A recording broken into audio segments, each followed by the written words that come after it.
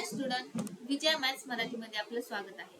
आपण NMS scholarship ATS साठी विचारला जाणारा हा क्वेश्चन बघणार आहोत, जे की तुम्ही हे लेक्चर माझं पूर्ण शेवटपर्यंत बघायचंय. हा क्वेश्चन आहे वयवारीवरचा. बघा क्वेश्चन काय, आई व मुलगा यांच्या 5 वर्षापूर्वीच्या वयाचे गुणोत्तर 7:2 होते. आणखीन 5 वर्षानंतर यांच्या वयाचे गुणोत्तर 9:4 होईल, तर मुलाचे आजचे वय किती? असा क्वेश्चन दिलेला आहे आपल्याला. आता आपल्याला या क्वेश्चन मधला एकदम महत्वाचा कोड आपण समजून सांगणार आहे. आज, नंतर आणि पूर्वी. का तर वयवारीच्या क्वेश्चन मध्ये हे शब्द वारंवार येतात. मग ह्या शब्दांचा कसा वापर करायचा ते मी आधी तुम्हाला सांगणार आहे. समजा तुम्हाला आजचं वय दिलं असेल आणि नंतरचं जर वय विचारलं तर तुम्ही त्यात प्लस करायचं. काय करायचं? प्लस. आणि तुम्हाला आजचं वय दिलं असेल आणि पूर्वी जर तर त्याच्यात मायनस करायचं. मग तुम्हाला 5 वर्षानंतर तर तुम्ही +5 करणार. 5 वर्षापूर्वीचं जर वय विचारलं तर -5 करणार. आता मी काय सांगते ते व्यवस्थित ऐका. जर तुम्हाला पूर्वीचं वय दिलं असेल आणि आजचं वय विचारलं असेल तर तुम्ही त्यात प्लस करायचं. म्हणजे एक गोष्ट लक्षात ठेवायची, ज्यावेळेस आपण पुढे जातो, म्हणजे पूर्वीचं वय दिलंय आणि आजचं वय विचारलंय, म्हणजे आपण पुढेच जातोय, त्यावेळेस त्याच्यात प्लस करायचं. म्हणजे तुम्हाला पूर्वी 5 +5 करायचं. समजा आजचं वय दिलंय, नंतरचं जर विचारलं तर नक्कीच तुम्ही प्लस करणार त्यात. पण ज्यावेळेस आपण देतोय त्यात पण प्लस करायचं, हे मात्र लक्षात ठेवायचं. आता समजा नंतरचं वय दिलंय तुम्हाला आणि आजचं वय विचारले, म्हणजे तुम्हाला मागे यायचंय, पाठीमागे यायचंय. जर मागे जायचं असेल तर त्यातून मायनस करायचं. तर आजचं वय दिलं असेल आणि पूर्वीचं विचारलं असेल तरी पण त्यात मायनस करायचं. म्हणजे एक लक्षात ठेवायचं, ज्यावेळेस आपण पुढे जातो, मग ते पूर्वीच्या पुढे जाऊ द्या किंवा आजच्या पुढे जाऊ द्या, त्याच्यात प्लस करायचं.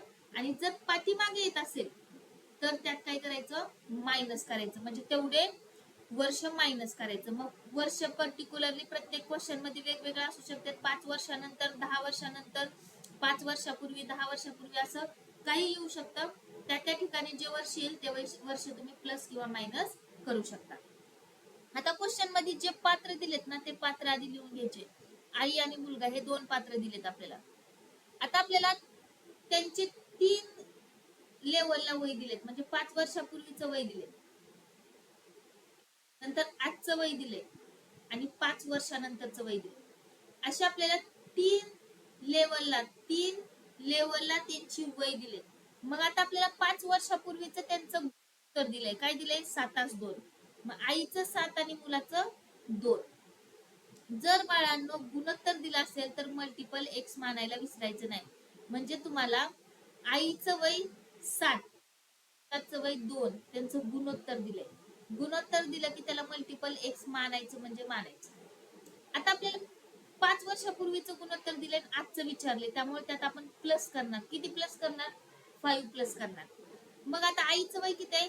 5 वर्षापूर्वी 7, आजचं काढतोय त्यामुळे प्लस 5 वर्ष पुढे येत. मुलाचं पण सेम, 2x + 5. आता आजपासून 5 वर्षांनंतर आपण, म्हणून त्यात अजून +5 करावं लागेल आपल्याला. मग आईचं वय काय आहे आजचं? 1 + 5 आणि त्यात नंतर 5 वर्षानंतर जातोय त्यामुळे +5 करायचं. मुलाचं वय किती आहे? 2x + 5 आजचं वय.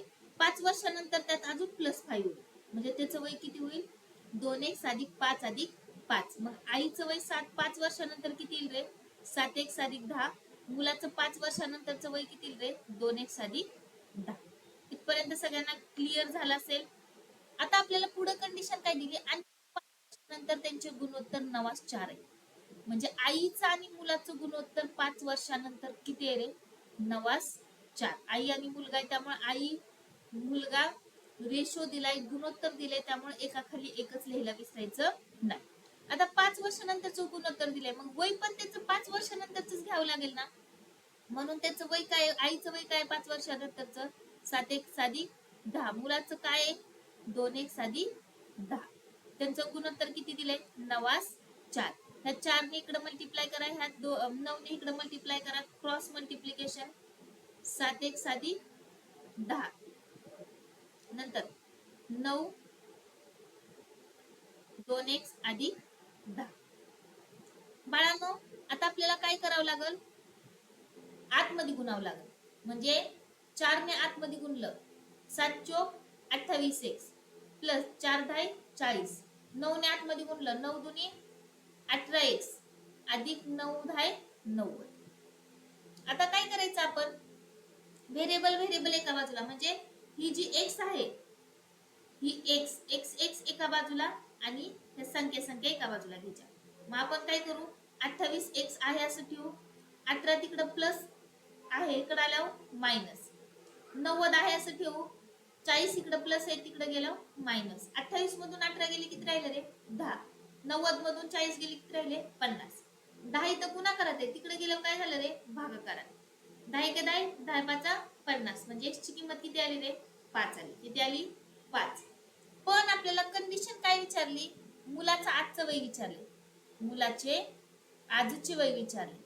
मग मुलाचं आजचं वय आपल्याला माहिती आहे, आपण ठेवलेलं आहे काढून, काय रे 2x अधिक 5.